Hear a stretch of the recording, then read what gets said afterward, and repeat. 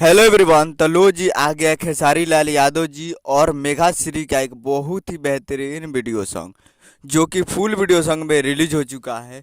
और इसे लिखे हैं कृष्णा बेदर्दी जी और इसे गाए हैं खेसारी लाल यादव जी और नेहा राज जी।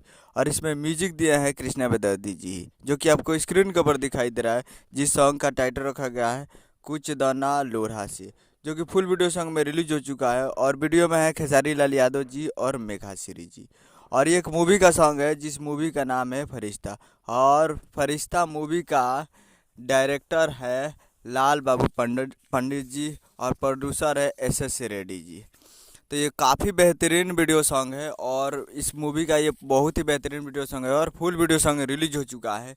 तो आप लोग अभी तक इस वीडियो को नहीं देखे हैं तो जाइए और जाकर web music Bhojpuri YouTube channel पे फुल वीडियो सॉन्ग जाकर आप देख सकते हैं, जो कि काफ़ी ज़बरदस्त वीडियो सॉन्ग बनाया गया है और रोमांटिक वीडियो है। तो आप लोग एक बार जाइए और जाकर देखिए। उम्मीद करो वीडियो अच्छा लगा, चैनल को सब्सक्राइब बेल आइकन पर प्रेस करके ऐसे खेसारी लाल यादव जी के लेटेस्ट न्यूज लाते रहें।